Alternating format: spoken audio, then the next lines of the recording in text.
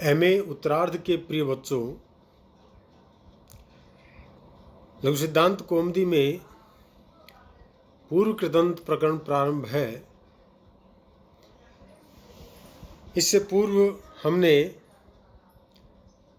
निष्ठा, संज्ञकता और क्तवतु इन दो प्रत्ययों के बारे में दो सूत्रों का विवेचन किया था तथा उन सूत्रों के द्वारा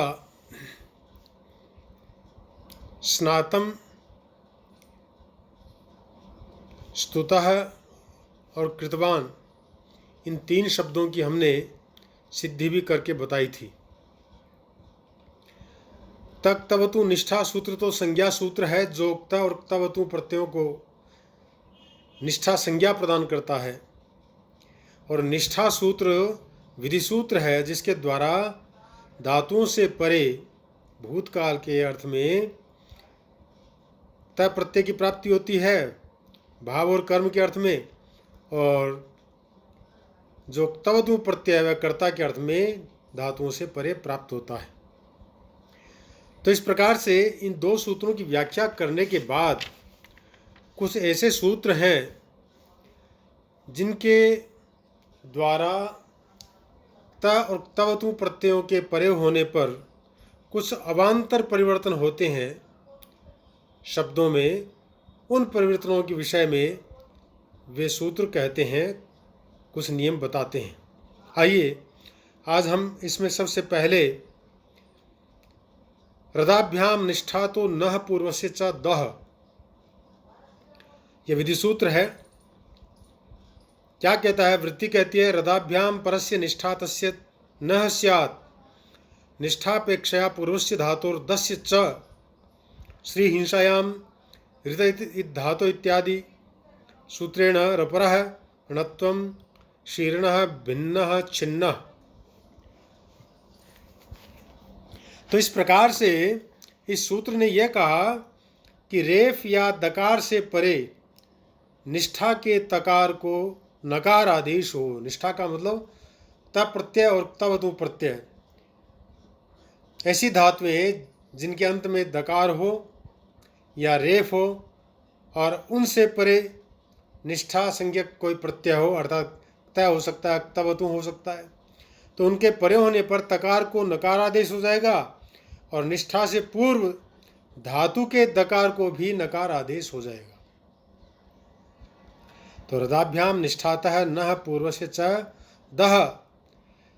तो इसके तीन उदाहरण दिए इन्होंने, शीर्णः, भिन्नः, छिन्नः।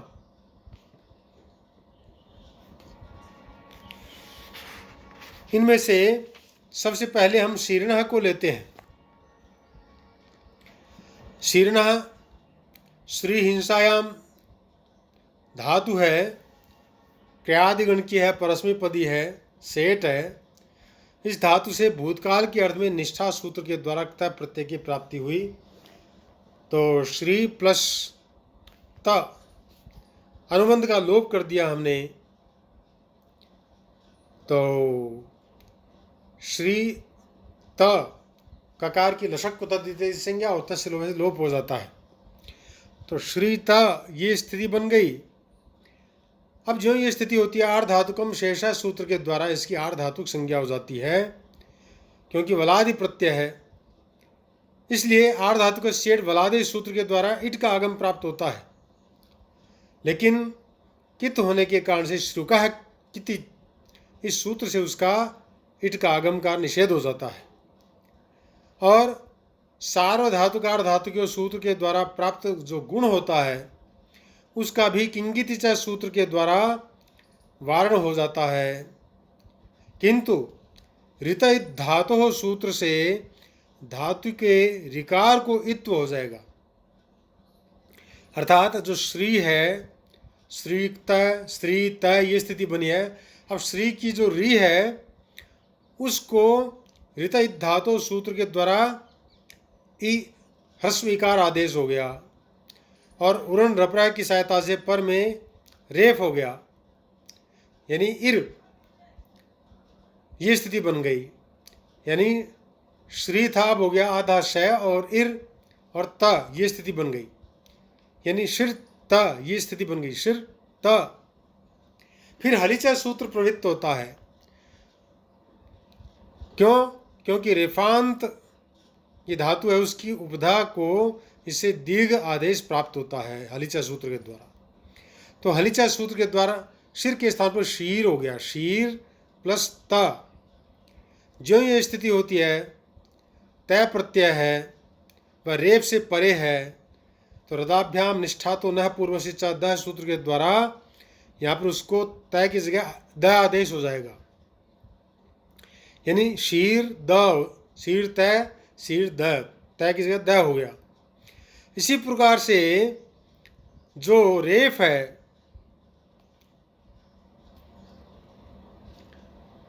वह पुनः यहाँ पर जो द है उसको आदेश होने के बाद में निष्ठा का जो तय है उसको नया आदेश हो जाएगा। और फिर रसाभ्याम नौना समान पदे सूत्र के द्वारा नकार को भी नकार आदेश करने पर शीर्ण, ये स्थिति बन जाएगी, शीर्ण मिला दिया। अब इसकी प्रथमा के एक वचन में सू की प्राप्ति, सू का रुंत आदेश, रुंत ऊ की संज्ञाओं के लोप हो गया, रेप बचा, उसको अवसान संज्ञक होने के कारण से विसर्ग आदेश होकर के और बन गया शीर्ण। अर्थात हिंसा किया गया, मारा गया या नष्ट किया गया या बिखेरा गया या ध्वस्त किया गया, इस प्रकार से यह शब्द बनता है। इसी प्रकार से दकार से परे निष्ठा के तकार का उदाहरण, ये तो रकार यानी रेप से परे जो तय है उसको द होने पर ये बना। अब जो है दकार से परे तकार का उदाहरण बता रहे हैं।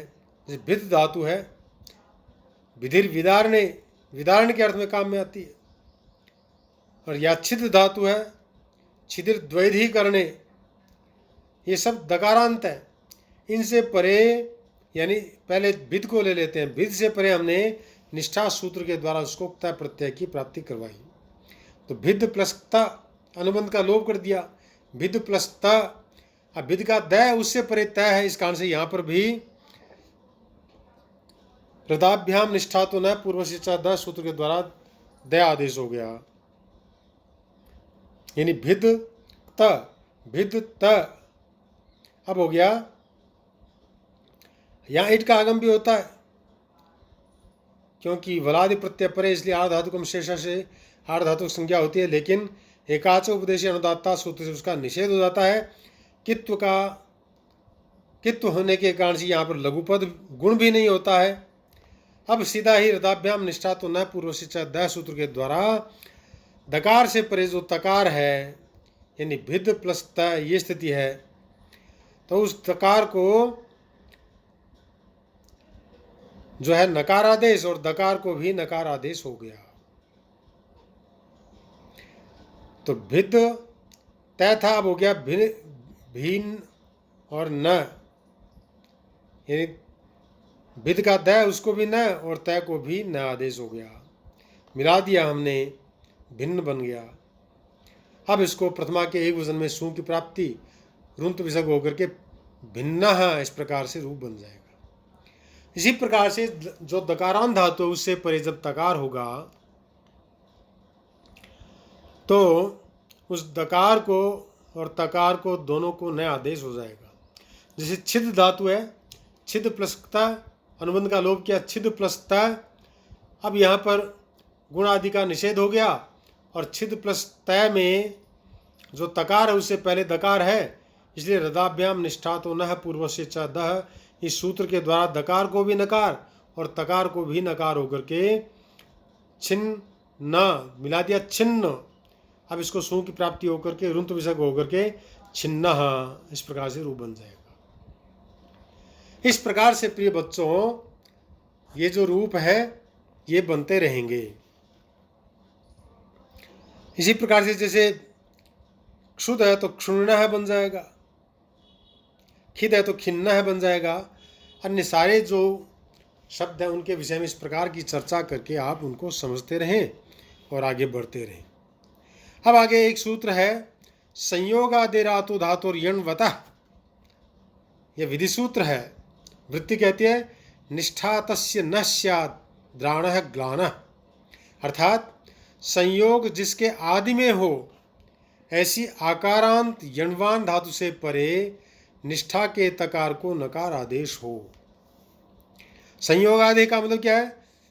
संयोग जिसके आदि में अर्थात धातु के प्रारंभ में संयोग संज्ञक वर्ण होने चाहिए, ये पहली शर्त है। ऐसी जो यण्वतः, यण्वतः का मतलब यण वाली, और आता है यानी आदंत आकारांत जो धातु है उस धातु से परे क्या होगा? तो कहा निष्ठातः न, निष्ठा के तकार के स्थान पर न आदेश हो जाएगा। यह तीन शर्तें हैं।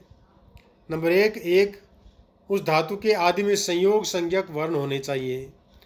नंबर 2, उस धातु में कोई यण यानी य व र ल, इन चार वर्णों में से कोई भी एक वर्ण होना जरूरी है। और नंबर 3 शर्त है वह धातु आकारांत होनी चाहिए।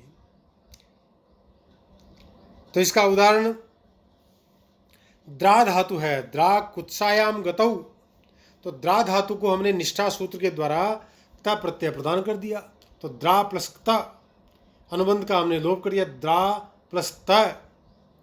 अब ये जो त है इससे पहले आकारांत धातु भी है और इसके प्रारंभ में दकार और रेफ ये संयोग संज्ञक भी हैं।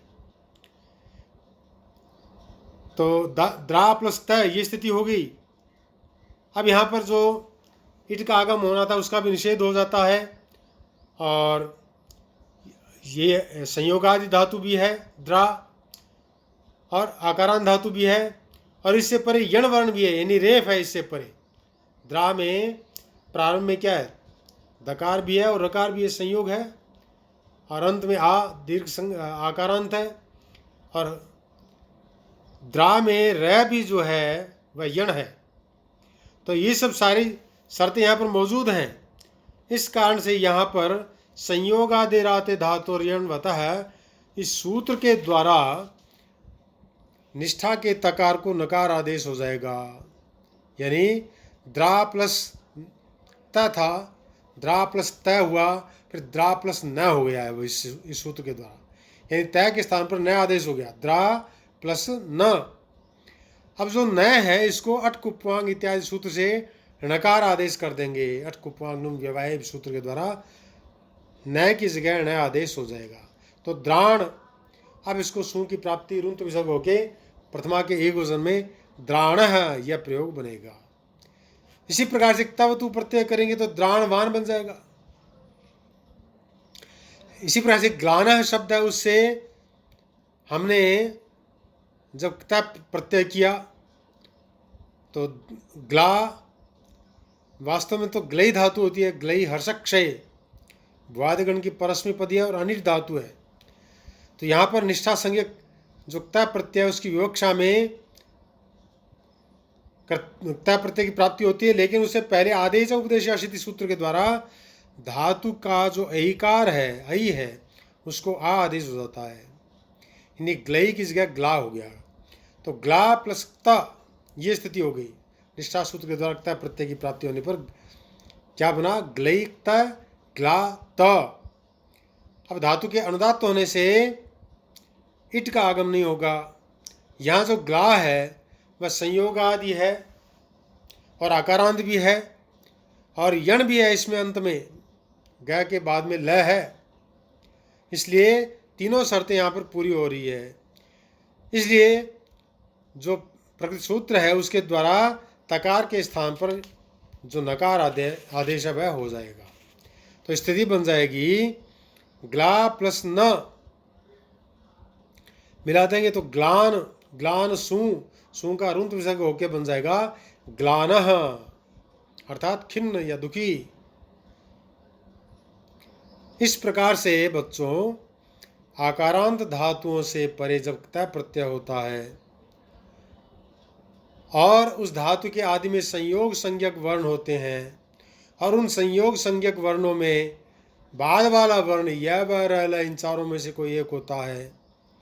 तो ऐसी आकारांत धातुओं से परे जो क्तः प्रत्यय होता है या क्तवतु प्रत्यय होता है, उसके तकार को नकार आदेश हो जाता है। इसके उदाहरण हमने आपको अभी ग्लई का उदाहरण दिया।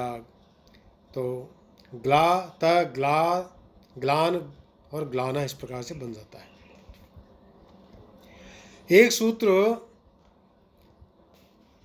हो गया है। अब आगे के जो सूत्र उनको हम लेकर के अग्रिम वीडियो में उपस्थित होंगे। तब तक के लिए हमें आज्ञा दें। जयतु भारतम, जयतु संस्कृतम।